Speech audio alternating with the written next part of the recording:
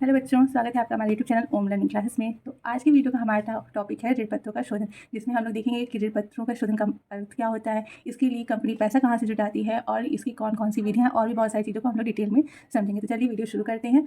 तो सबसे पहले हम लोग देखते हैं कि ऋण पत्रों के शोधन का मतलब क्या होता है, यानी कि ऋण पत्रों का शोधन कहते किसे हैं। तो इसका सिंपल सा एक लाइन में मतलब होता है कि कंपनी द्वारा जनता से लिए गए ऋण का भुगतान। यानी कि देखिए, जब कंपनी ऋण पत्रों का निर्गमन करती है तो आपको पता है कि उसका मतलब क्या होता है। ऋण पत्रों के निर्गमन करके कंपनी क्या करती है, जनता से ऋण उधार लेती है। ठीक है, तो इसी प्रकार निर्गमन के टाइम पे क्या होता है, ऋण उधार लेती है कंपनी, जबकि जब वो शोधन करती है तो वो क्या करती है, उस कंडीशन में जो उसने ऋण लिया है उसका वो वापस से पेमेंट कर देती है। यानी कि जैसे कंपनी ने जनता से 1 लाख का ऋण लिया था ऋण पत्र के निर्गमन करके, ठीक है, निर्गमन करके 1 लाख का ऋण लिया था, तो शोधन करके ये क्या कर रही है, जनता को वापस, मान लीजिए ये जनता है, वो कंपनी को 1 लाख का ऋण दी निर्गमन से, और फिर जब जनता को, जब कंपनी ये भुगतान कर वापस शोधन करेगी तो 1 लाख रुपए जो है वो जनता को उनका पैसा यानी कि उनका ऋण वापस भुगतान हो जाएगा। ठीक है, सिंपल सा इसका बस यही मतलब है कि ऋण पत्र के निर्गमन से क्या होता है, कंपनी उधार लेती है और शोधन के द्वारा उस ऋण का वो भुगतान कर देती है।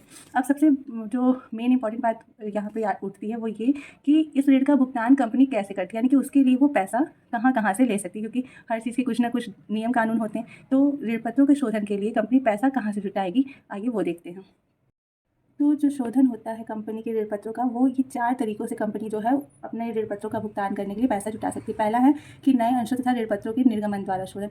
तो इसका मतलब क्या हुआ, सिंपल सा इसका ये मतलब है कि जब भी कंपनी को अपने ऋण पत्रों का भुगतान करना होता है, उस कंडीशन में कंपनी क्या करती है, नए अंश, समतांश या पूर्वाधिकार अंश जो भी हो, या फिर नए ऋण पत्र जो है वो निर्गमित कर सकती है। और उनसे जो पैसा प्राप्त होगा, जब वो नया अंश या फिर नया ऋण पत्र निर्गमित करेगी, तो अब क्योंकि वो शोधन के लिए निर्गमित कर रही है, तो जाहिर सी बात है कि उसकी राशि वो जो है, नए अंश या ऋण पत्र की राशि वो एक बार में ही मांगेगी। ठीक है, यानी कि एक मुश्त में ही पैसा उसका ले लेगी। तो जब उसको नए अंश और ऋण पत्र का निर्गमन करके उससे जो पैसा मिलेगा, उस पैसे से क्या करेगी कंपनी, अपने जो पुराने उसके ऋण पत्र हैं उनका भुगतान कर देगी। ठीक है, तो ऐसा करने से क्या होता है कि जो कंपनी की कार्यशील पूंजी है, यानी कंपनी में जो पूंजी इस टाइम उपलब्ध है, उस पर कोई असर नहीं पड़ता है, जिससे कि कंपनी का संचालन में भी कोई फर्क नहीं पड़ेगा, क्योंकि उसकी पूंजी पर कोई असर नहीं पड़ता है। ठीक है, तो इस तरीके से कंपनी नए अंशों तथा ऋण पत्रों के निर्गमन द्वारा अपने जो राशि प्राप्त होती है उससे अपने ऋण पत्रों का शोधन कर सकती है। और ये जो नए अंश या ऋण पत्र होते हैं उनको कंपनी जो है सम मूल्य प्रीमियम या कटौती पे जो है उस तरीके से निर्गमित कर सकती है। इसमें कोई भी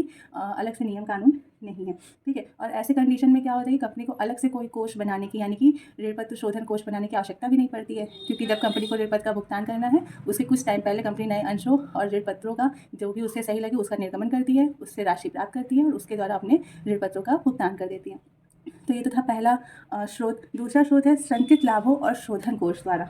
इसमें क्या होता है कि कंपनी को ये पता होता है कि हमने ऋण पत्र निर्गमित की है, यानी कि लोन लिया है, ऋण लिया है, तो हमें इसका एक टाइम बाद भुगतान भी करना है। तो उस टाइम जो भुगतान करना है, तो जाहिर सी बात है कंपनी के ऊपर उसका लोड पड़ेगा। तो उस लोड से बचने के लिए कंपनी क्या करती है कि हर साल अपने लाभों में से कुछ हिस्सा जो है वो संचित करके रखती है। ठीक है, यानी कि रिजर्व करके रखती है उस टाइम के लिए जब उसे भुगतान करना है अपने ऋण पत्रों का। ठीक है, तो उसी को हम लोग कहते हैं संचित लाभों और शोधन कोष द्वारा जो है कंपनी पैसा करती है। जैसे मान लीजिए कि कंपनी को जो भी लाभ हो रहा है, कंपनी क्या करती है उसका 10%, हर साल कंपनी अपने लाभ का 10% जो है वो ऋण पत्र शोधन कोष में हस्तांतरित कर रही है, या फिर कहीं पे निवेश कर रही है वहाँ पे जब, और फिर क्या होता है कि जब कंपनी को अपने ऋण पत्रों का भुगतान करना होता है तो उस कोष का पैसा यूज़ कर सकती है, या फिर कंपनी ने कहीं पर इन्वेस्ट किया उस पैसे को लेकर के, तो उस इन्वेस्टमेंट को बेच करके जो राशि प्राप्त होगी उससे वो अपने ऋण पत्रों का भुगतान कर देती है।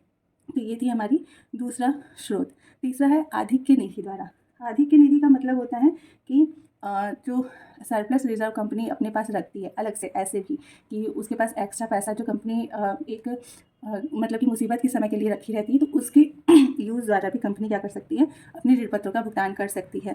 तो ये तीसरा था। चौथा जो लास्ट है, परिसंपत्तियों की बिक्री द्वारा शोधन। इसमें क्या होता है कि कंपनी जो उसकी अपनी संपत्तियां हैं उन संपत्तियों को बेचती है, उससे जो राशि प्राप्त होती है उसके द्वारा वो उसका शोधन करती है। लेकिन ये जो स्रोत है ये एक तरीके से कंपनी के लिए बहुत ही विपरीत साबित होता है। क्यों? क्योंकि अगर कंपनी को अपनी संपत्तियों को बेच करके अपने ऋण का भुगतान करना पड़े तो इससे उसकी ख्याति जो होती है उस पर प्रभाव पड़ता है, उसकी जो मार्केट में पोजीशन है वो, रेपुटेशन वैल्यूएशन जो है उस पर उसका गलत असर पड़ता है। तो ऐसा काम कंपनी बहुत ही कम करती है और बहुत ही रेयर केस में इस विधि का, इस स्रोत का यूज़ किया जाता है। मेनली कंपनी क्या करती है, या तो नए अंश और ऋणपत्र का निर्गमन करती है या फिर अपने संचित लाभों द्वारा या शोधन कोष द्वारा जो है वो अपने ऋणपत्रों का भुगतान करती है। इन दोनों विधियों का कंपनी ज़्यादा यूज़ करती है। बाकी ये दोनों जो हमारे स्रोत हैं इनका यूज़ जो है वो थोड़ा कंपनी कम करती है। ठीक है, तो ये तो थे शोधन के स्रोत कि कहाँ से कंपनी पैसा लाती है अपने ऋणपत्रों का ऋण का भुगतान करने के लिए। अब आइए हम लोग देखते हैं कि कौन कौन सी विधियाँ जो हैं जिससे कंपनी अपने ऋण का जो है वो भुगतान कर सकती है। तो जैसा कि आप देख सकते हैं कि ऋणपत्रों के शोधन की विधियाँ जो हैं वो टोटल 5 विधियाँ हैं। इन 5 में से किसी एक का भी यूज़ करके जो है कंपनी अपने ऋणपत्रों का भुगतान कर सकती है। ठीक है, तो सबसे पहली विधि जो है वो है एकमुश्त भुगतान विधि। एकमुश्त का मतलब होता है कि इकट्ठा एक ही बार में भुगतान कर देना। तो इसके तहत कंपनी क्या करती है, क्योंकि कंपनी को ये पता रहता है कि हमारे कौन से ऋणपत्रों का भुगतान हमें कब करना है। ठीक है, मेनली तो उसे ये पता ही रहता है। तो उस हिसाब से कंपनी क्या करती है कि अपने लाभों में से जो है वो पैसा जो है वो रकम संचित करके अलग से रखती जाती है और एक बार में जब ऋणपत्रों की अवधि पूरी होती है तो उस पैसे का एक ही बार में भुगतान करके कंपनी अपने ऋणपत्रों का शोधन कर देती है। और अगर कंपनी की जो कंडीशन है, जो फाइनेंशियल कंडीशन वो अच्छी चल रही है और कंपनी अपने ऋणपत्रों की जो अवधि है, जैसे 5 साल के ऋणपत्र, लेकिन कंपनी 4 साल में ही इस कंडीशन में है कि वो अपने उन ऋणपत्रों का भुगतान कर सके, तो अगर कंपनी चाहे तो 4 साल में ही अपने उन ऋणपत्रों का भुगतान एक बार में ही उन ऋणपत्रों का पूरा मूल्य ऋणपत्रधारियों को दे करके कर सकती है। ठीक है, तो एक मुश्त का मतलब क्या हुआ कि एक बार में ही अपने ऋणपत्रधारियों को उनकी ऋण की पूरी रकम दे देना। और ये रकम कहाँ से दी जाएगी, तो ये लाभों में से निकाली जाती है। ठीक है, दूसरी विधि जो है वो है वार्षिक किस्त भुगतान विधि।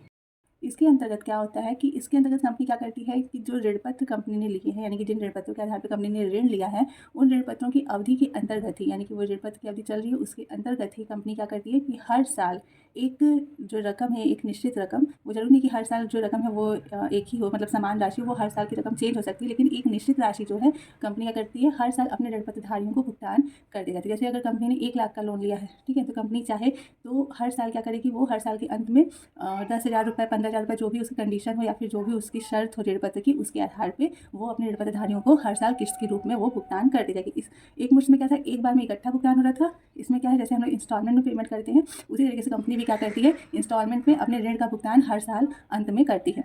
ठीक है, अब यहाँ पे एक समस्या ये पैदा होती है कि कौन से ऋणपत्रधारी को पहले भुगतान हो, किसको उसके बाद भुगतान हो, किसको एकदम लास्ट में भुगतान करें। तो इसके लिए कंपनी जो है वो है लॉटरी विधि। ठीक है, लॉटरी विधि का यूज़ करती है। और ये लॉटरी विधि किस प्रकार यूज़ होती है, ये हम आपको क्वेश्चन करते टाइम समझाएंगे। ठीक है, और इस जो किस्त का भुगतान होता है, इस किस्त का भुगतान भी जो होता है वो कंपनी किस में से करती है, अपने लाभों में से ही करती है। तीसरा है हमारा खुले बाजार में क्रय विधि।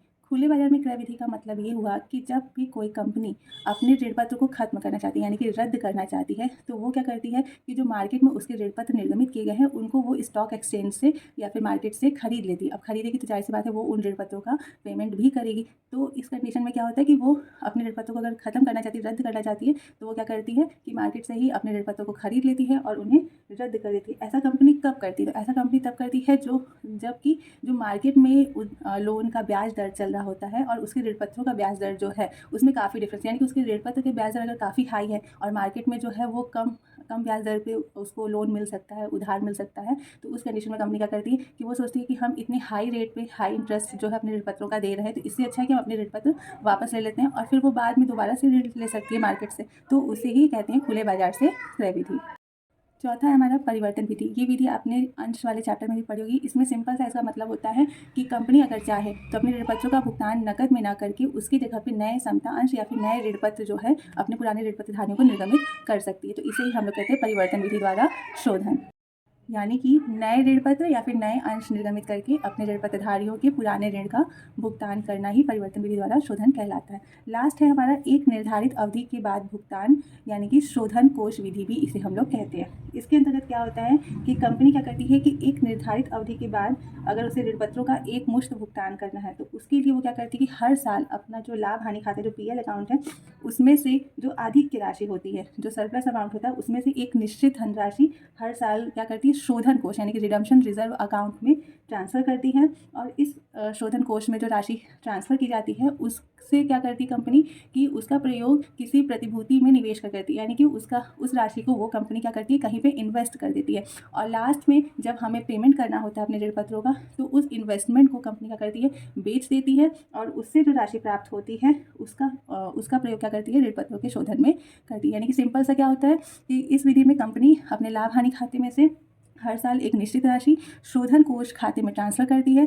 इस कोष में जो राशि ट्रांसफ़र होती है उस राशि से कंपनी एक विनियोग खरीदती है, यानी कि एक प्रतिभूति में क्या करती है निवेश करती है उस राशि को, और जब ऋण पत्र की अवधि पूरी होती है तो उस निवेश को बाजार में बेच देती है, और बेचने से जो राशि प्राप्त होती है उस राशि से अपने ऋण पत्रों का भुगतान कर देती है। यहाँ पे एक चीज़ ये भी है कि जिस प्रतिभूति में कंपनी निवेश करती है तो जाहिर सी बात है कि उस प्रतिभूति पर कंपनी को ब्याज भी मिलता होगा, तो उस ब्याज को भी कंपनी क्या करती है फिर से निवेश कर देती है, और लास्ट में जो राशि प्राप्त होती है यानी कि निवेश का पैसा प्लस ब्याज का पैसा दोनों को मिला करके कंपनी क्या करती है अपने ऋण पत्र का भुगतान करती है।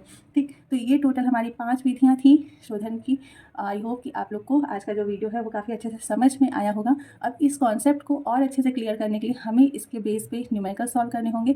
तो अब हम लोग मिलते हैं नेक्स्ट वीडियो में, और आगे की जो हमारी वीडियोज़ होंगी उनमें हर वीडियोज़ में हम लोग हर एक विधि से न्यूमेरिकल्स जो है वो सॉल्व करते जाएंगे, ताकि हमारा कॉन्सेप्ट जो है वो काफ़ी अच्छे से और भी क्लियर हो जाए। ठीक है, तब तक के लिए थैंक यू।